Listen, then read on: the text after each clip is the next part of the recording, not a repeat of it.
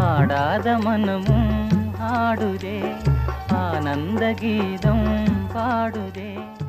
தமிழ் தெலுங்கு படங்களில் நடித்து மிகவும் பிரபலமானவர் பழம்பெரும் நடிகை சாவித்ரி. இவரது வாழ்க்கையினை மையமாக வைத்து தமிழில் நடிகையர் திலகம் என்னும் பெயரிலும் தெலுங்கில் மகாநதி என்னும் பெயரிலும் படம் உருவாகி வருகிறது. இந்த படத்தில் திரைக்கு வந்து சில நாட்களிலே முன்னணி நடிகையாக வளர்ந்த கீர்த்தி சுரேஷ் நடிகை சாவித்ரி கதாபாத்திரத்தில் நடிக்கிறார்.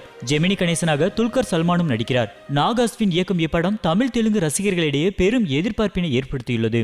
நடிகை சாவித்ரி தமிழில் எம்ஜிஆர், சிவாஜி, ஜெமினி கணேசனுடனும் தெலுங்கில் NT ராமராவ், நாகேஸ்வர ராவ் போன்ற அந்த காலத்து சூப்பர் ஸ்டார் நாயகர்களுடன் இணைந்து நடித்திருக்கிறார். அவரது வாழ்க்கை சரித்திர படத்தில் பிரபல நடிகர்களின் கதாபாத்திரங்கள் இடம்பெறுகிறது. இதில் NT ராமராவ் கதாபாத்திரத்தில் நடிக்க ஜூனியர் NTRயிடம் படக்குழுவினர் கேட்டுள்ளனர். ஆனால் அவர் சம்மதம் எதுவும் தெரிவிக்காததால் வேறு நடிகரை நடிக்க வைக்க ஏற்பாடுகள் நடைபெற்று வருகிறது.